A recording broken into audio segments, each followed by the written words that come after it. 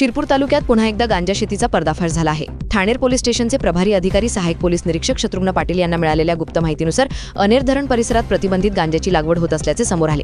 या खात्रीशीर माहितीच्या आधारे राजपत्रित अधिकारी पोलीस निरीक्षक श्री जयपाल हिरे यांच्या मार्गदर्शनाखाली शासकीय पंच, फॉरेन्सिक पथक आणि पोलीस अंमलदारांसह पथकाने छापा टाकला। तपासात सुमारे 3 एकर वनजमिनीत लागवड केलेल्या 2718 किलो वजनाच्या गांजाच्या झाडे आढळून आल्या, ज्यांची बाजार मूल्य अंदाजे 54,26,000 रुपये इतकी आहे। ही जमीन महेंद्र दलापावरा राहणार बिस्टन, जिल्हा खरगोन, मध्य प्रदेश याच्या नावाने असल्याचे स्पष्ट झाले असून आरोपी फरार आहे। त्याच्यावर एनडीपीएस कायद्यानुसार गुन्हा दाखल करण्यात आला असून पुढील तपास पोलीस उपनिरीक्षक हर्षल पाटील करीत आहेत। या कारवाईसाठी पोलीस अधीक्षक श्रीकांत धिवरे, अपर अधीक्षक अजय देवरे, उपविभागीय अधिकारी सुनील गोसावी आणि पोलीस निरीक्षक जयपाल हिरे यांच्या मार्गदर्शनाखाली ही मोहीम राबवण्यात आली।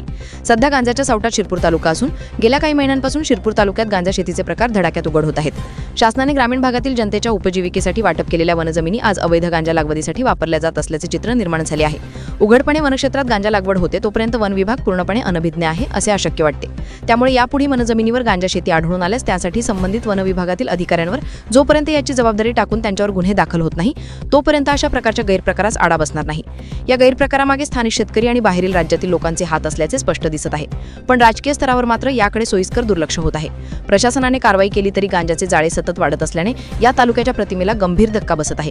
या सर्वांमुळे शिरपूर तालुका आता हळूहळू गांजा क्षेत्र म्हणून कलंकित होऊ लागला आहे। यामुळे पोलिसांच्या कारवाई जरी स्तुत्य असल्या तरी हे तालुक्यासाठी मात्र भूषणावह नाही।